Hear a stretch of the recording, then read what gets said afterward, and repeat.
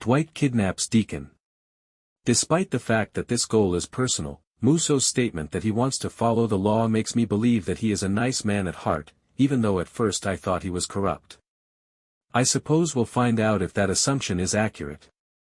Let's concentrate on the exchange for the time being. Musso and Dwight reach the warehouse where the former is meant to meet Deacon. Deacon is already inside and waiting for Dwight, according to one of Musso's accomplices. Musso informs Dwight that the feds will move in to capture Deacon when he completes the trade and wears a wire, for insurance.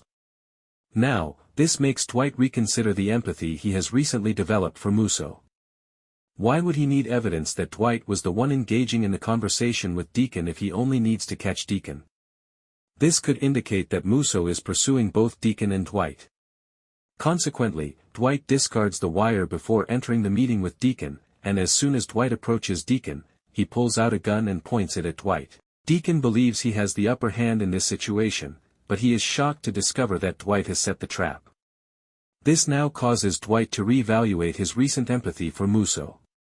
If all he has to do is catch Deacon, why would he require proof that Dwight was the one conversing with Deacon?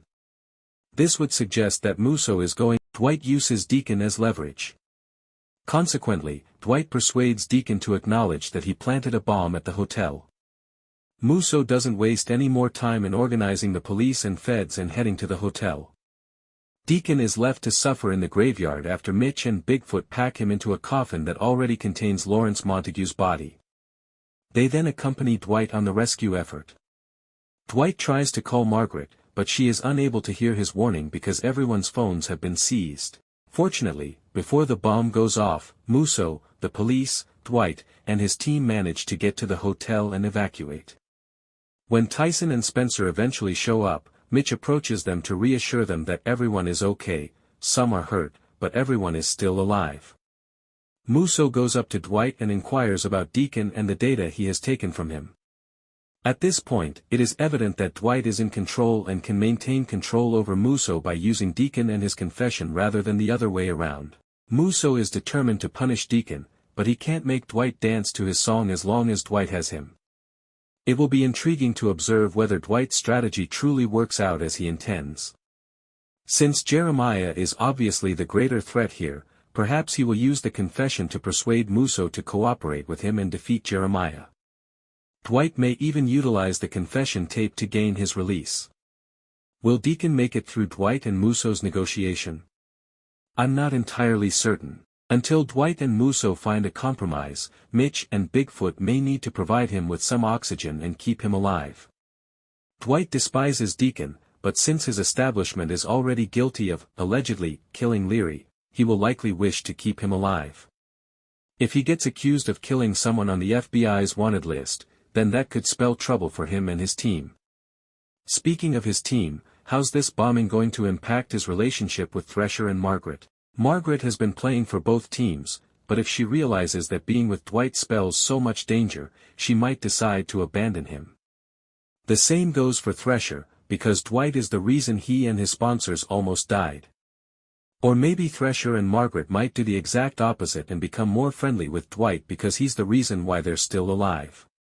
I guess we'll find out in the upcoming episodes. Musso reveals why he is after Deacon.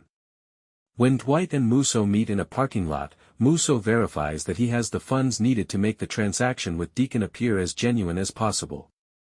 Dwight brings up Bill as Musso becomes excited about being able to capture Deacon at last.